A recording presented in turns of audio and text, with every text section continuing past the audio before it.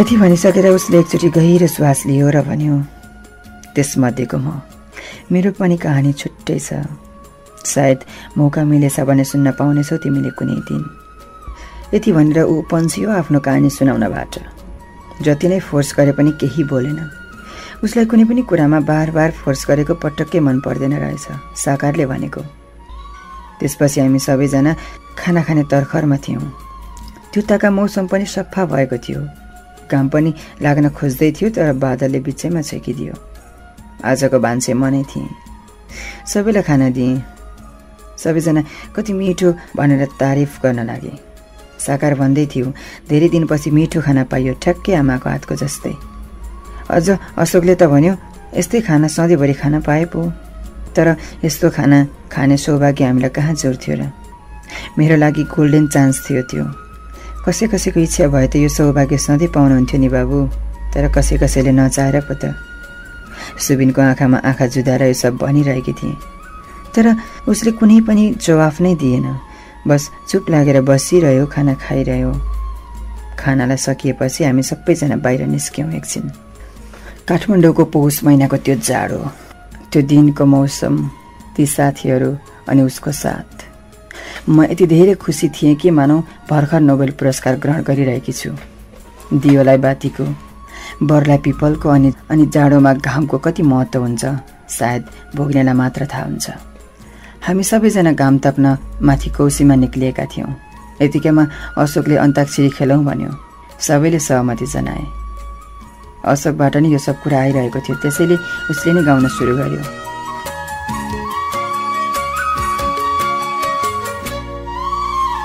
हामी गीत गाइरहेका थियौँ, रमाइलो गरिरहेका थियौँ। एकदमै धेरै अविस्मरणीय भइरहेको थियो त्यो पल।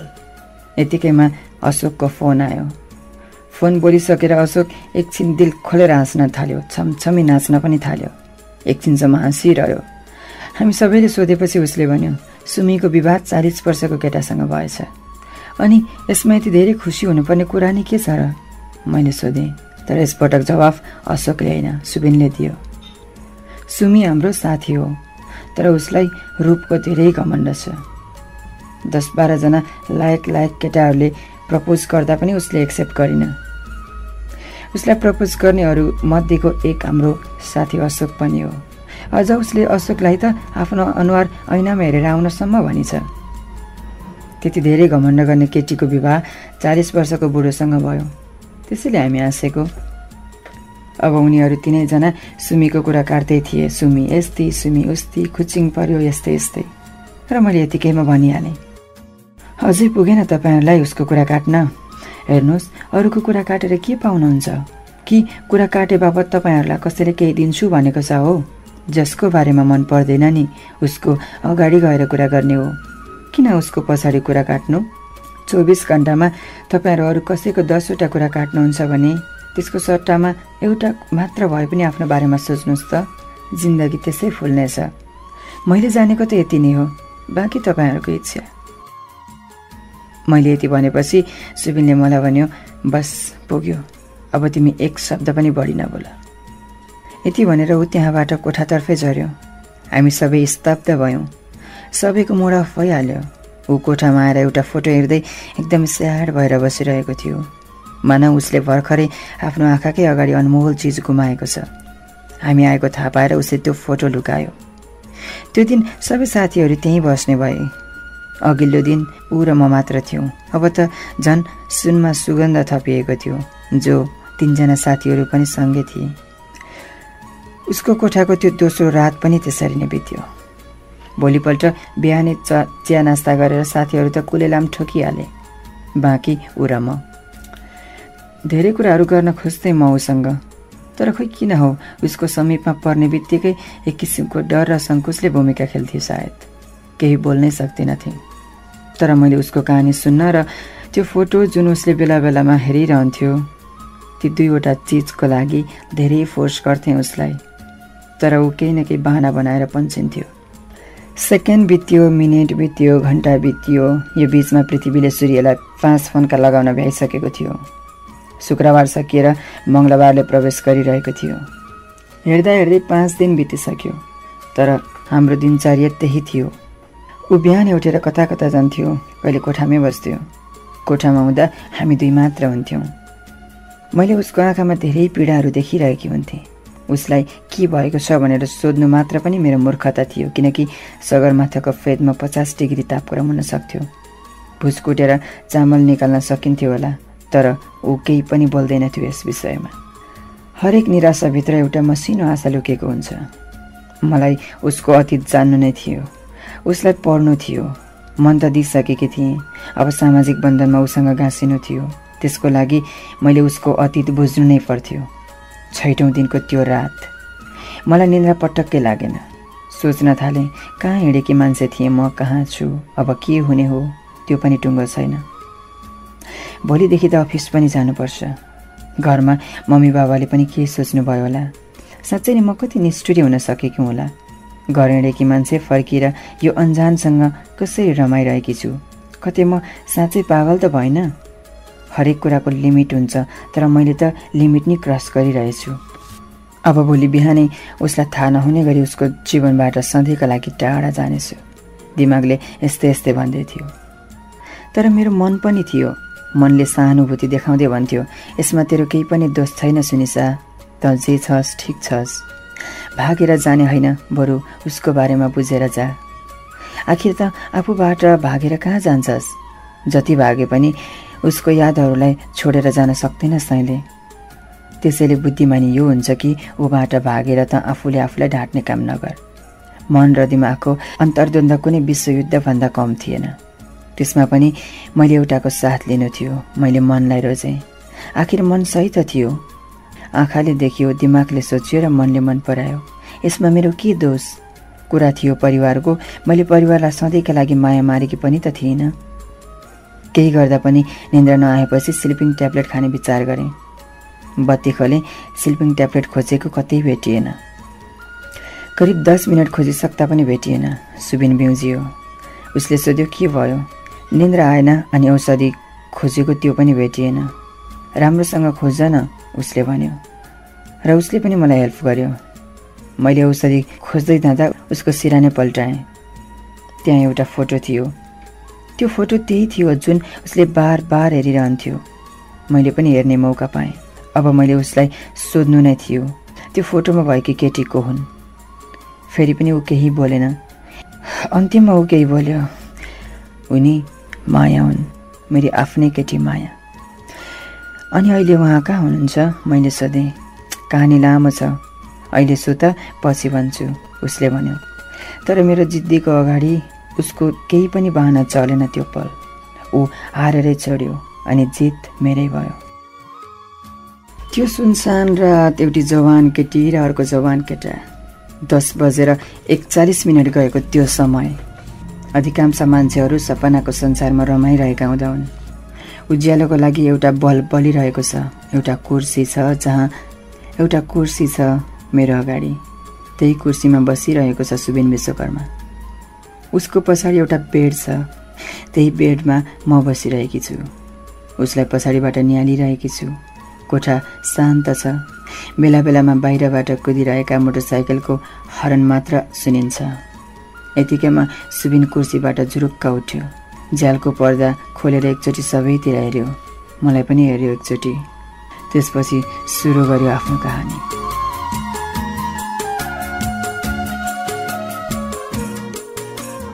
जननी जन्मभूमिश्च स्वर्गादपि गरीयसी। सायद रामायणमा त्यसै भनिएको होइन यो वाक्यांश। संसारमा त्यस्तो कुनै पनि मान्छे छैन होला जसलाई जन्म दिने आमा र जन्मिएको जन्मभूमि मन नपरोस्। जतिसुकै खराब चरित्र अनि जस्तोसुकै सोच भएको मान्छे किन नहोस्, उसलाई आफ्नी आमा र जन्मस्थान साह्रै प्यारो लाग्छ।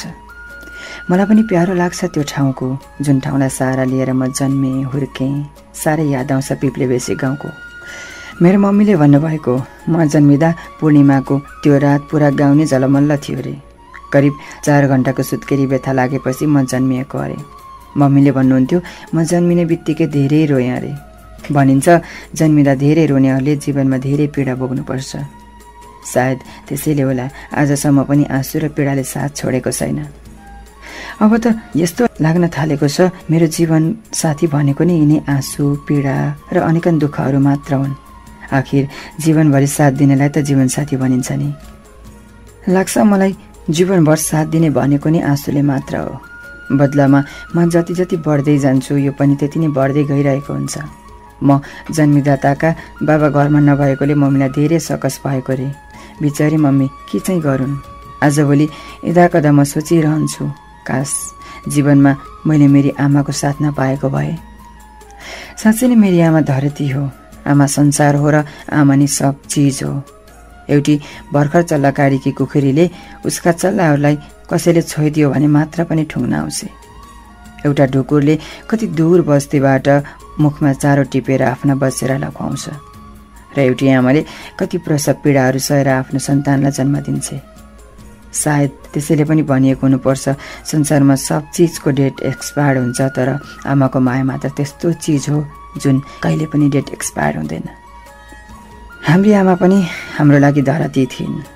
त्यही धरतीमा लुटुपुटु गरेर खेल्दै खेल्दै हुर्किएको म। आमा त भन्नुहुन्थ्यो म जन्मिएपछि घरमा धेरै नै खुसियाली छाएको रे। मेरो बाबा जो कहिले नहाँस्ने मान्छे पनि म जन्मिएपछि मलाई हेरेर एकचोटि दिल खोलेर हाँस्नु भएको थियो रे।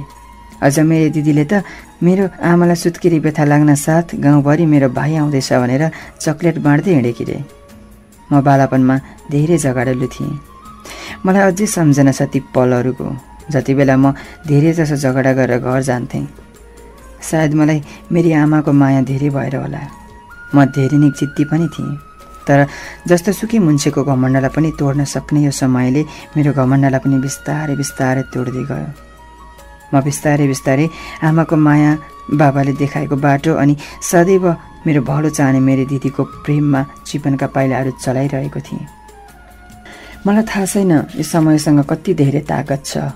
घमण्डी मुन्छेको घमण्डलाई तोड्न सक्ने यो समय, गरिबलाई झुपडीबाट महलमा पुर्याउन सक्ने यही समय, अनि फेरि धनीलाई सडकमा ल्याउन सक्ने पनि यही समय, कसैलाई भेट गराउने पनि यही समय, भेट गराएर छुटाउने पनि यही समय, केही दिने पनि यही समय अनि केही लिने पनि यही समय, साथी पनि यही समय, दुश्मन पनि यही समय। मान्छेलाई कहाँबाट कहाँ पुर्याइदिन्छ यो समयले। कहिले पुग्नुपर्ने ठाउँमा पुर्याउँछ त कहिले नपुग्नुपर्ने ठाउँमा। मलाई त लाग्छ संसारको सबैभन्दा ठुलो चिज नै समय हो। समयसँग जति तागत छ त्यो तागत अरू केहीसँग पनि छैन। सबभन्दा ठुलो कुरा पैसा हो, माया हो, विश्वास हो। यी सब त भनाइहरू मात्र त हुन्। मान्छेलाई माया, प्रेम, स्नेह, विश्वास सब चिज समयले नै दिन्छ। त्यसैले समय निकै महान छ जस्तो लाग्छ। यही समयसँगै बग्दै जाँदा म 4 वर्षको भएँ। यो 4 वर्षमा वर्षहरू फेरिए, दिनहरू फेरिए, महिनाहरू फेरिए, तर म त्यही सुबिन विश्वकर्मा थिएँ जो आमाको काखमा, बाबाको साथमा अनि दिदीको मायामा हुर्किँदै थियो।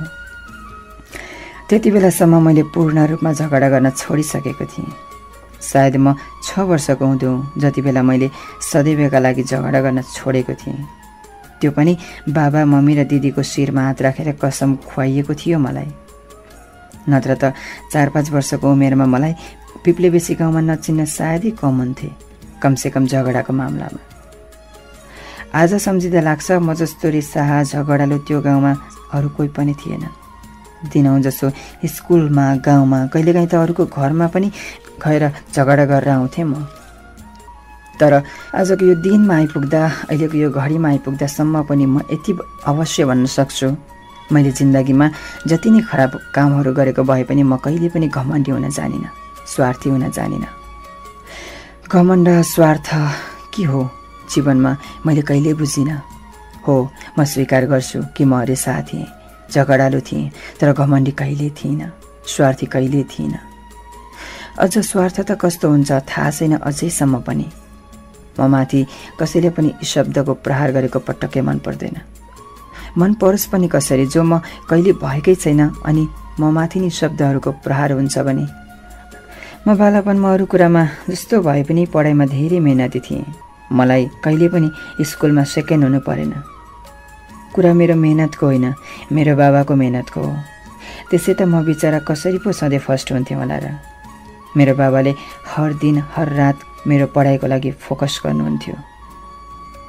दिदी कक्षा 7मा पढिरहँदा म कक्षा 5मा पढ्थेँ। मेरो हात समाएर दिदीले मलाई स्कुलसम्म पुर्याउँथे, फेरि हात समाएर नि घरसम्म लिएर आउँथे। जब म कक्षा 3-4मा पढिरहेको थिएँ त्यति बेला दिदीले धेरै पटक अफिस जानु पर्थ्यो मेरो कारणले। कहिलेकाहीँ त मैले नै गर्दा दिदीले झगडा गर्थे। तर जति नै भए पनि जे नै भए पनि मेरी दिदी मलाई असाध्यै माया गर्थे। उसले कहिले पनि भनिन मेरो भाइ गलत छ। कहिलेकाहीँ उसका साथीहरूसँग कुरा गरिरहँदा ऊ भन्थे जे भए पनि एक दिन मेरो भाइ अवश्य ज्ञानी हुनेछ, सबैले मन पराउने हुनेछ अनि एक दिन यो संसार जित्नेछ। सायद त्यसैले पनि भनिएको हुनुपर्छ, संसारमा दिदीभन्दा ठुलो शुभचिन्तक अरू कोही पनि हुनै सक्दैन। यता मेरो बाबा हुनुहुन्थ्यो मेरो साथमा, जसले सधैँ मलाई बाटो देखाइरहनुहुन्थ्यो। मेरो बाबा म जन्मिँदा विदेशमा हुनुहुन्थ्यो, तर जन्मिएको थाहा पाउन साथ घर फर्किनु भएको रे। हो, हाम्रो परिवार गरिब थियो। सम्पत्तिको नाममा एउटा घर र अलिकति जग्गा थियो। घरमा एउटा भैँसी, एक हल गोरु र केही बाख्रा पालेको थियो। तर जसोतसो खाना लाउन पुगेकै थियो। बाबा अनेक काम गर्नुहुन्थ्यो म र दिदीलाई पढाउन। दिदी हर बार मलाई सम्झाउँथे, भाइ तैँले राम्रोसँग पढ्नुपर्छ बुझिस्। बाबाले कति धेरै सपनाहरू बुन्नु भएको छ त माथि, कति धेरै दुःख गर्नुभएको छ हाम्रो पढाइको लागि। हेर मलाई त एक दिन अरूको घर जानु नै छ, संसारको रीत मैले पनि पुरा गर्नुपर्छ। तर तैँले हर कुराहरू सम्हाल्नु छ, घर, मम्मी, बाबा अनि सबैलाई सम्हाल्ने हेर्ने त नै त हो। हुन त मेरो भाइ यति धेरै बुझ्ने छ, मैले सम्झाइरहन पर्दैन। तर पनि यो सब कुराहरू एकचोटि सोच भाइ, यस्तै यस्तै। म दिदीको कुरालाई कुनै वास्ता गर्दिनथेँ, मानौ उसका कुराहरू चुरोटको धुवाँ हो जुन हावामा उड्छ र बिलाउँछ एकैछिनमा। तर जिन्दगीमा पल पल ठोकर खाएपछि मैले दिदीको कुराहरू बार बार सोच्न थालेँ। हामी गरिब छौँ भाइ, सधैँ गरिब भएर मात्र बाँच्नु हुँदैन। तर तैँले मेरा कुराहरू ध्यान दिएर सोच्दैनस् भने हामी सधैँको लागि नै गरिब भएर रहनेछौँ। दिदीको यो भनाइ मेरो मानसपटलमा राज गरेर बस्न थाल्यो। जब म बुझ्ने हुँदै गएँ प्रत्येक पटक म यही कुरा सोचिरहेको हुन्थेँ। तर म आफै अचम्ममा पर्थेँ। हामी कस्तो खालको गरिब थियौँ।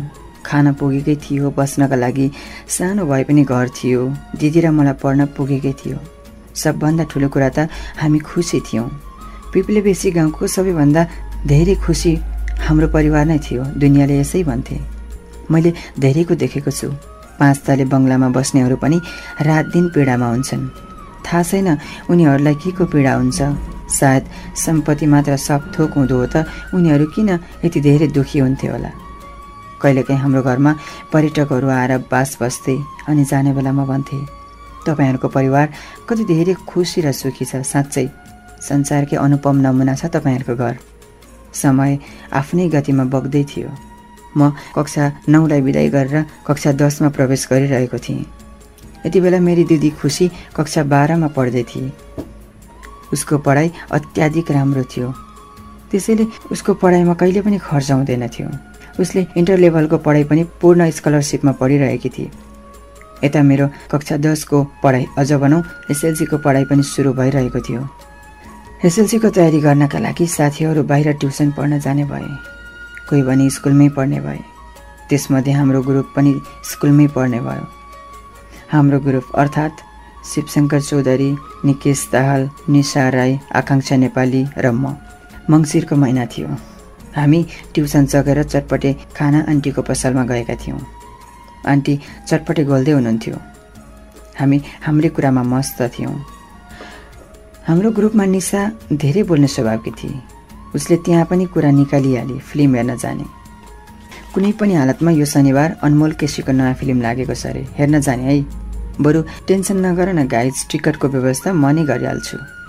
उसले यति भन्न नपाउँदै निकेशले भनिहाल्यो, कहाँ हुन्छ त्यसरी, पढ्नु पर्दैन? एसएलसी पो त, केटाकेटीको खेल सोचेकी छौ कि के हो? म त जान्न, तिमीहरू जाऊ। अब बोल्ने पालो मेरो थियो। मैले पनि फिल्म हेर्न जाने कुरा गरेँ। त्यसपछि हामी आफ्नो घर फर्क्यौँ।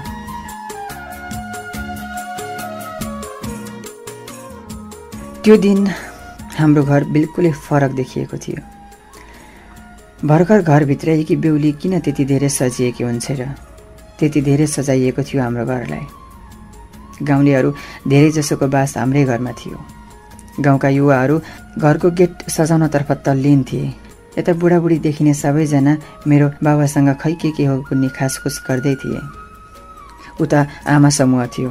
घरको दलानमा दुना टपरी गाँच्दै बसिरहेको देखिन्थ्यो।